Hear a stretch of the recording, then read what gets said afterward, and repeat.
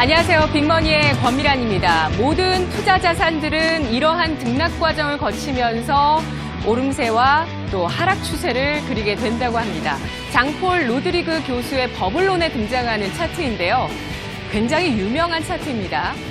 로드리그 교수가 세 그룹의 투자자 분류를 하고 있습니다. 먼저 첫 번째는 스마트머니, 똑똑한 투자자고요. 전문가 집단을 의미합니다. 두 번째는 기관 투자자, 그리고 세 번째 일반 투자자, 이 세 그룹의 투자자가 있습니다.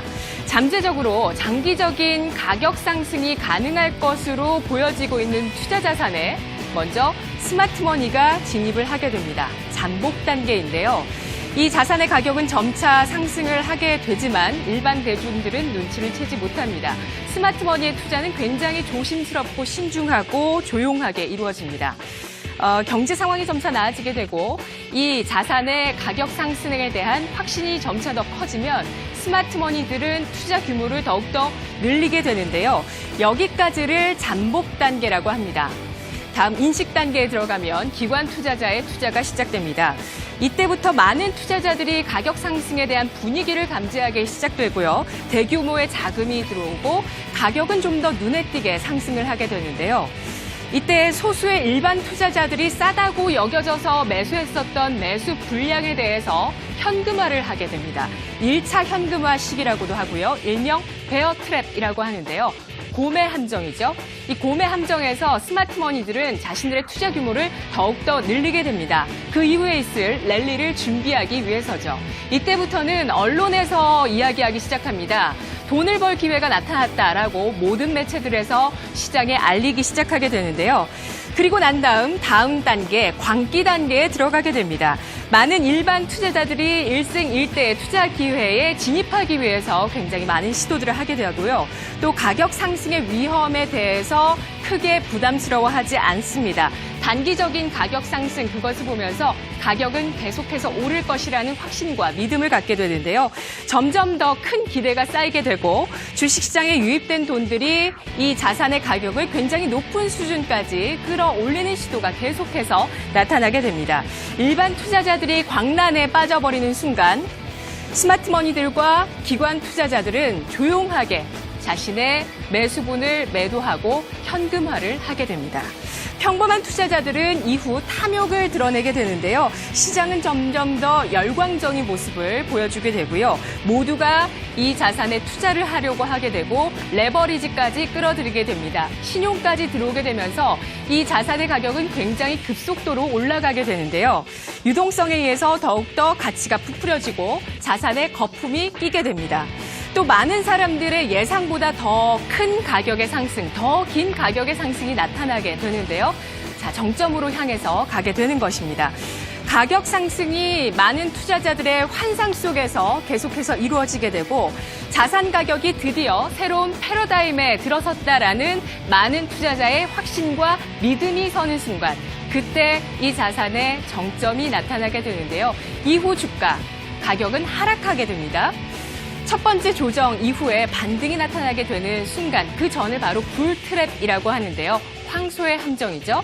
자, 이때 많은 이야기들이 있습니다. 일시적인 하락인가 추세 하락인가에 대해서 시장의 의견이 굉장히 분분하고요. 일시적인 하락이라고 판단한 투자자들이 이때 들어가게 되겠죠.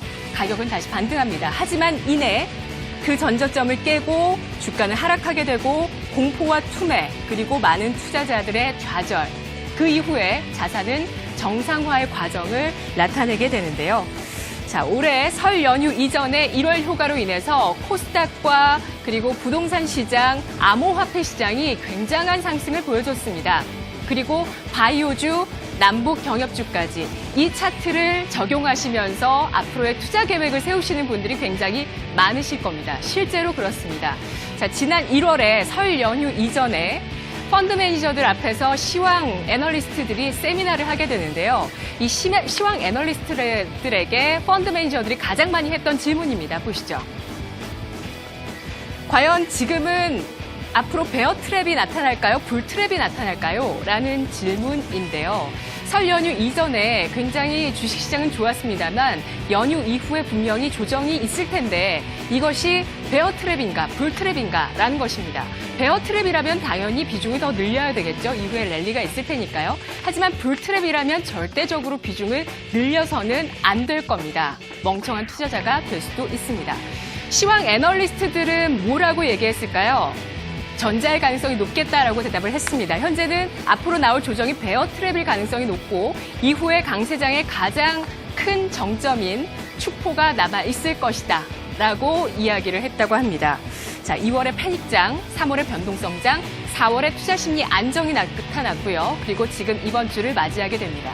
이번 주 굉장히 중요한데요. 한반도의 평화가 찾아올지 여부에 대한 분기점이 마련될 것이기 때문입니다.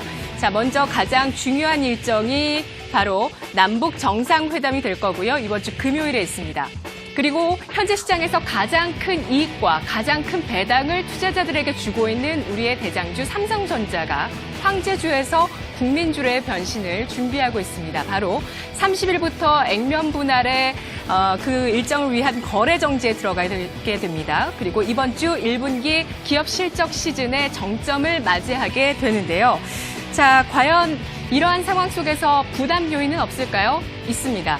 바로 국채 만기 수익률인데요. 10년 만기 국채 수익률이 2.96%까지 올라왔습니다. 2014년 1월 이후에 고점을 경신하는 모습이고요. 인플레이션 부담도 높아지게 됩니다. 유가가 70달러 선까지 올라오고 있습니다.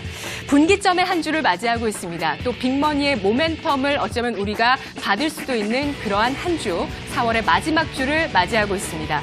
지금 시장에 유효한 전략 세워보도록 하죠.